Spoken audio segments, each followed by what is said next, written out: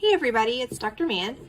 I want to do a little video here to show you what we're going to be doing with our project in Operative. You can see here, I hope, that I have a number 9 here that's a different shade than the rest of our usual Type-It-On teeth. You'll be getting a number 9 that is shaded A3, which corresponds to the Vita Classical Shade Guide. And you can see here that I've drawn a line with a pencil, which I recommend you doing just to kind of stay within the parameters that we're looking for. We want you to have your end point where you cut off your class 4 fracture about 3 millimeters above the papilla here. We don't want you to go all the way over to this other incisal corner, incisal angle. So this is about what we're looking for with your cut. Now the cut is not a prep. The understanding here is that your patient would come in to your office and have a chipped tooth, either one that was just done, or maybe they had an old restoration, an old class 4 restoration that came off and they need to have it redone. So you would not be necessarily cutting off this chunk of tooth for your patient, but for our purposes to restore these, we need to create that situation. So whatever burr that you can use, like a 169L or something like that, to cut off this chunk of tooth will work just fine. The only real part of this class 4 preparation that you will need to do for your patient is to bevel or maybe clean up any decay. Sometimes with an older restoration, you might have some staining or decay that needs to be removed. But the bevels is kind of the biggest deal with the class 4 restoration. You can have a really large bevel and that's okay, or you can use a more conservative bevel. Different situations and different methods will call for either one. It helps with having more surface area to bond to when you bevel into the enamel like that. It also helps you blend your composite a little bit better. So as we've been talking about class 4 restorations and then this past lecture on color shade matching, you'll be able to use that bevel to your advantage to help mask the margin between your restorative material and the tooth structure. So let's talk a little bit about how we're going to do this. Now I haven't cut this off yet because I wanted to talk about the possible use of a little matrix here. You can see I've taken a tongue depressor and I've used some heavy body, some polyvinyl siloxane, and I just squirted it all along the lingual surfaces, really from canine to about premolar. And after I squirted a good amount of PVS onto the teeth, I pressed it down kind of from the incisal, you can see here, with the tongue depressor. And some people like to do this because it gives you something to hold on to. It kind of helps to stabilize the PVS material a little bit. You could do it without it and it would still work just fine. The whole goal here, I think you can see, is that I've captured the entire lingual surface. And depending on the size of the class 4 fracture, you may need more or less of it, but you want to get a really good adaptation to the lingual surface of the tooth that you're working on, and even overlap just a little bit over the incisal to help guide you with length. And then the idea here is that you can use this to help develop the lingual portion of your tooth by bonding composite and placing this matrix behind it to help shape it. I think Dr. Stevenson does this in that video from the lecture on class 4s, and he recommended placing some composite into the template here, and then placing the bond, primer and bond and cure step on the tooth, so that you already have some kind of adapted to your matrix before you come in and place it over the fractured area and then cure that to the tooth. And what this will do is give you a thin shell. You don't want it to be too thick. You really just want it to be the thickness of the enamel at most. You'll have a thin shell on the lingual surface of the tooth with which you can now develop lobes in different colors. If you'd like to place a dentin shade on the innermost part of the tooth, which is what we're going to be doing today with our dentin and our enamel colors. And so this gives you a starting point. It gives you an incisal length, and it gives you a really nice smooth lingual surface to start with, which is really what your patient's going to feel the most anyway. So with all that being said, the biggest question I think you should be thinking is, but my patient came in with a fractured tooth. How in the world am I going to create this beautiful matrix to help me restore it? And that's a really good question. Some practitioners will go ahead and take the same type of either a putty or a PVS impression, even with the broken tooth.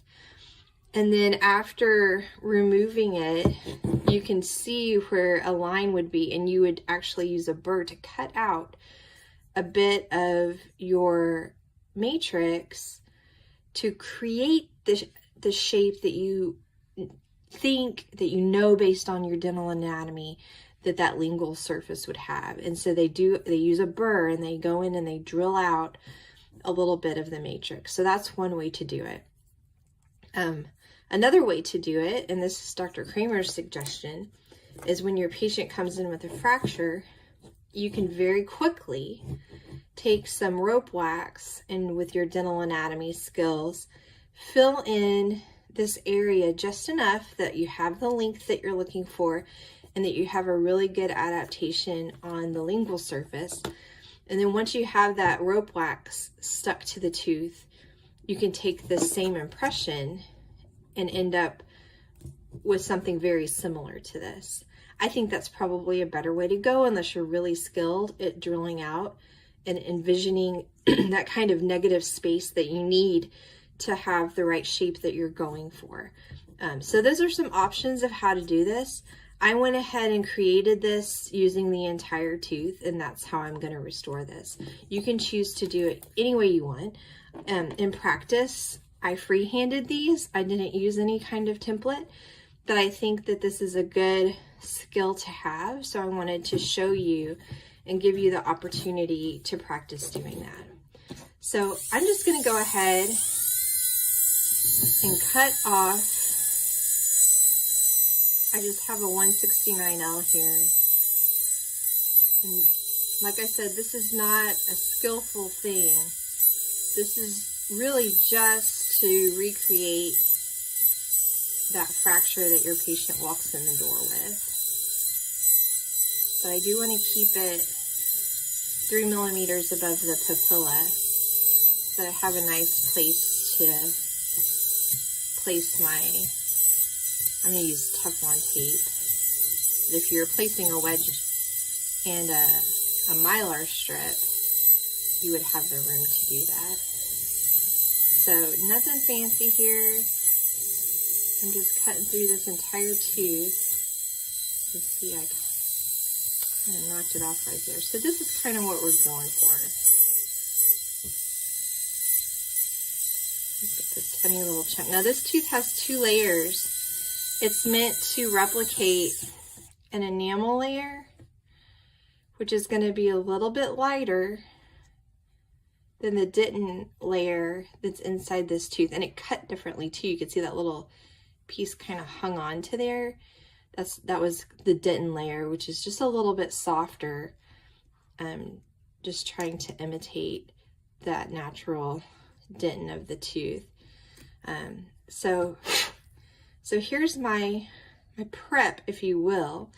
When you're doing these for me, you don't have to get this approved, and you really don't even have to get it signed. That's not a skill. It's not something that we're going to test you over, or something that we're super concerned about. It really is more about the restoration. The bevel is important. I don't have a nice diamond to do this with right now. I'm doing this at home, but you would just give this a nice 45-degree turn and place a bevel. Again, you can make these really wide to have a really nice aesthetic look, but it's pretty amazing once you get pretty good at these, what you can match and blend without placing, you know, a 5mm bevel or something like that. So just take some time to go around the margins at a 45-degree angle with the burr of your choosing. You can use the 7901 or a Christmas diamond. We can pull out your fixed burrs and use some of those diamonds to do that as well. So this is kind of what we're going for. And so your next step is going to be to restore. So I have some Teflon tape. This might be a good opportunity to try the gas line tape that's a little bit sturdier and less flimsy. It should produce a very similar result. But again, the way that you use Teflon tape is you use it on the tooth adjacent to the tooth that you're restoring. So the hardest part is sliding it through that contact area, and then you just want to fold it over and make sure that everything next to that restoration area is nice and smooth. It's a little bunched up down here below my margin, so I'm not super worried about that. I'm just gonna let it be. I'm not gonna fight it.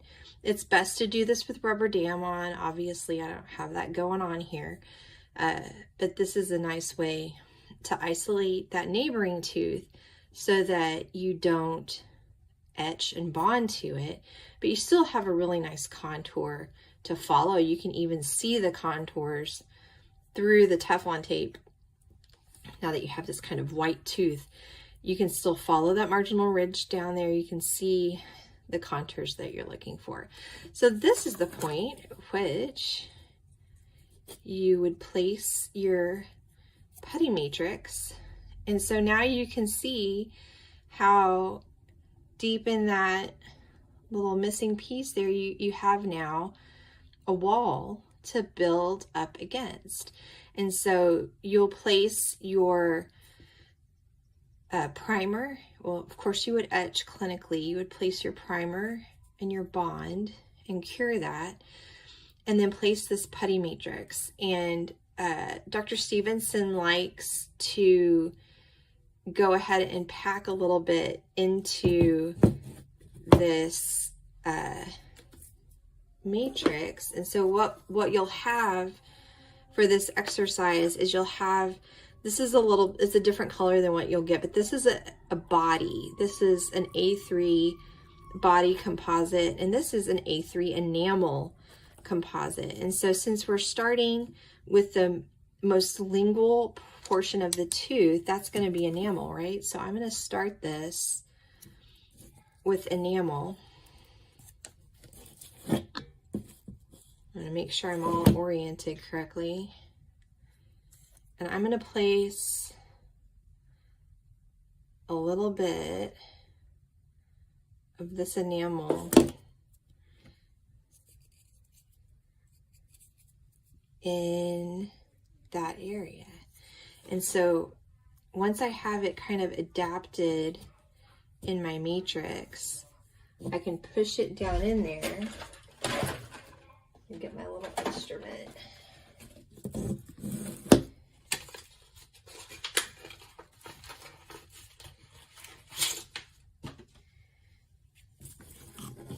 I can get my little composite instrument and really kind of pack it down in there, adapt it to my tooth, excuse me, my tooth. And I want to get my incisal height really good. In fact, I'm going to add a little bit more nice translucent enamel incisal edge. So I'm really gonna pack that up in there, but you gotta leave enough room because we're gonna layer some dentin. We're gonna sandwich it right in the middle. So you can kind of create even a little divot. I don't want it to go onto my tooth, like the center, more dentin area of my tooth a whole lot.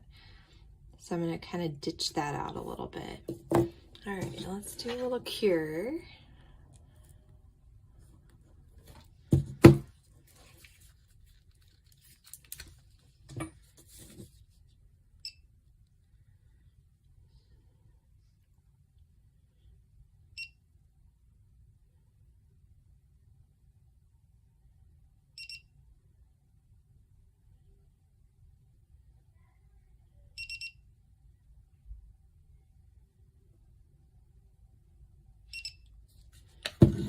All right, so what I'm going to do now is I'm going to switch out my enamel and put my dentin shade in here.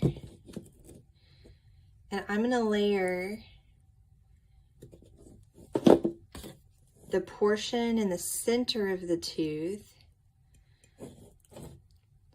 that is my dentin. I don't want to take it all the way up to the incisal. My incisal's enamel, right? So I did a little bit too much. So I'm gonna take a little bit out. But I do want to adapt it in that little ditched out area that I created for my dentin. So that's looking pretty good. I've got some room left for my last layer of enamel. So I'm going to cure this.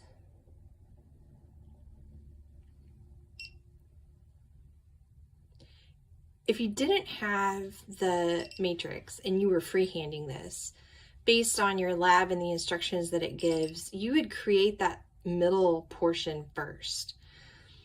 And so you would have to be aware that you were leaving space behind the dentin for the lingual surface that's going to be in enamel, and also leaving enough room on the facial surface so that you have a nice aesthetic look.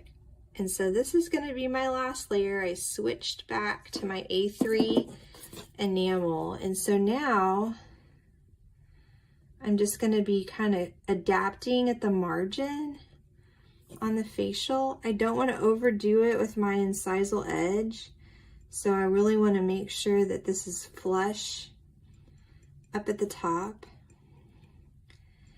And it's okay to start with a little bit more than you need, because then you can kind of blend and look down and figure out exactly where you need this to go and how far your bevel went. You don't want flash, but you do want it to follow your bevel, and you want to take advantage of that bevel so that you can extend it just a little bit further. But you do want to have some nice facial tooth structure that wasn't a part of the fracture to guide you, so that you know kind of how deep the fossa were on the developmental grooves were, and just have a general idea of the characterization on the facial of your tooth. So I'm going to get pretty close, but I am going to have a little bit extra hanging on there. And this is a nice opportunity to really clean up this gingival area, because it's a lot easier to do now than when you pick up a burr. So now I'm going to cure that.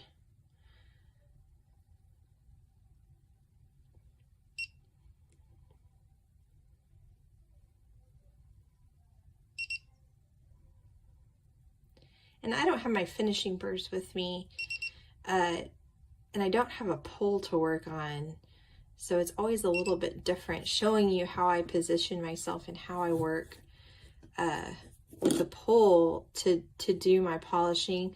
The most important advice I can give is to look from the incisal. It's always the most telling of what's going on with your tooth. But look at that incisal edge. That looks really nice.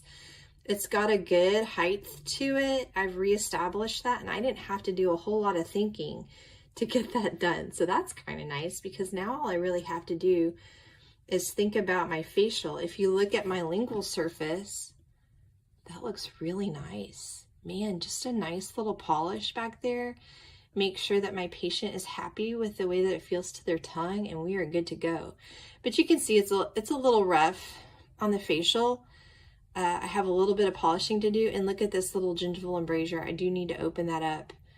See how it's just a little bit bulky right in there.